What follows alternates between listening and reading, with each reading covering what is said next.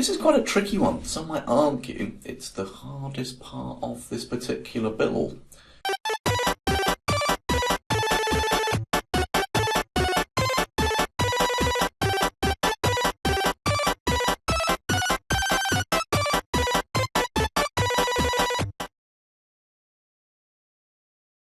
Right, hello again, and it's now time to add a ball to our game.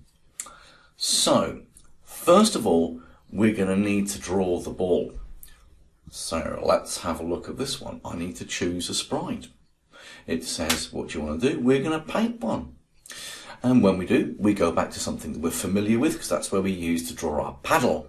But this time, quite clearly, we're going to need the circle here. And I'm also going to zoom in again on here, because the important bit is drawing a circle, but also making sure the middle of that circle is over that crosshair.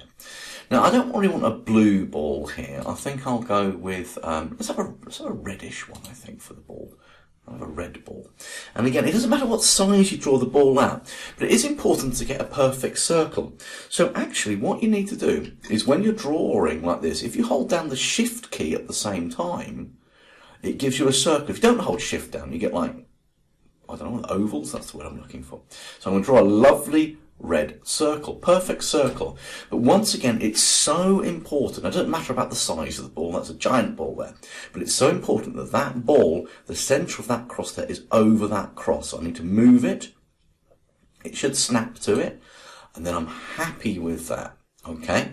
Absolutely happy with that. It's a bit on the big side. I mean, if you want to, you can keep Shift held down and you can, actually holding Shift down there doesn't work. I better not do that then. I'll do it the other way. I thought Shift would work, never mind. So I've got a ball, a giant ball. It's right over the crosshair. It's called Sprite 1. Not a good name, as we know, so I think what we'll do is we'll call that, I don't know, Ball. Sounds like a good plan, doesn't it? Ball, and again, it changes down here. So now we need to give it some code. And again, I'm going to give you several blocks of code here. But we want to say, for the ball, look, that's really annoying because the paddle keeps moving when I'm trying to do this. I'm almost tempted to go and break the paddle code. If I will do just from, no, we'll leave, we'll just put up with it. We want to say for the ball, when the game starts, you want the ball to be about here, and then it's going to go off in a random direction, either that way, or straight up. Who knows where it's going to go? It's going to pick a random direction.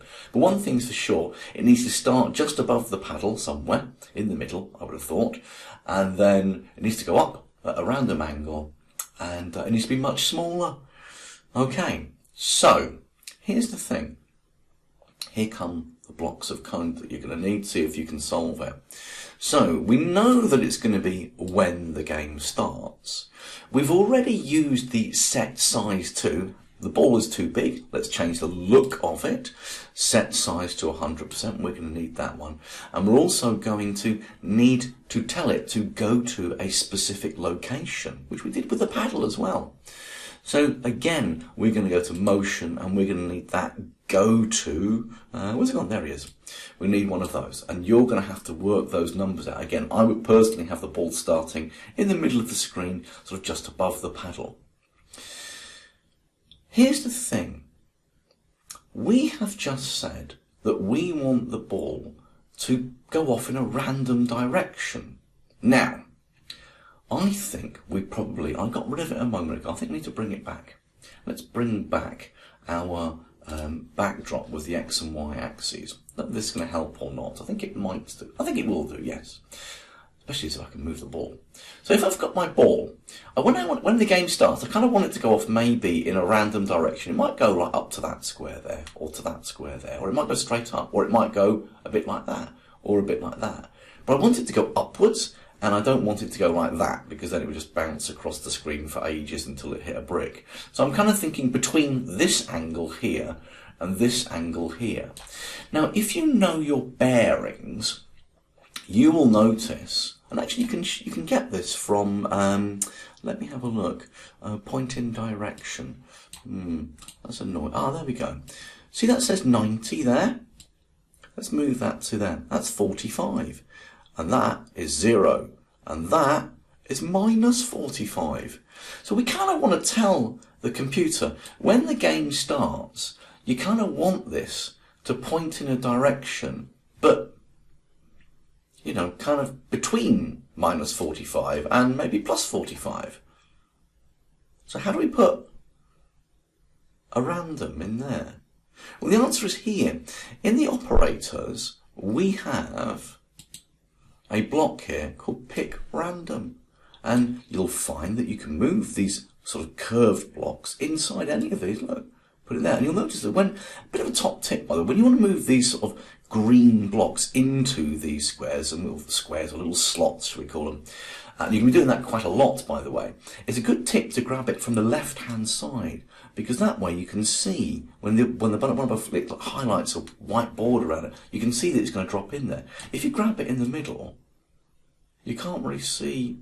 It becomes a little bit harder. I'll grab from the left. Anyway, just a little tip from me. But the whole point is, we want to say, when the game starts, set the size to whatever size you choose. Maybe 50% I would have thought for that ball. Maybe even 30. It's a big ball, isn't it? Go to a specific location. Maybe it's down here. Oh, let's move it there. Maybe I want to start there. Point in direction. Pick a random number between minus 45 and 45. Is what I would go with. Doesn't make me right. But then it needs to move. So that's clearly going to be a motion block. And we have this one, move 10 steps.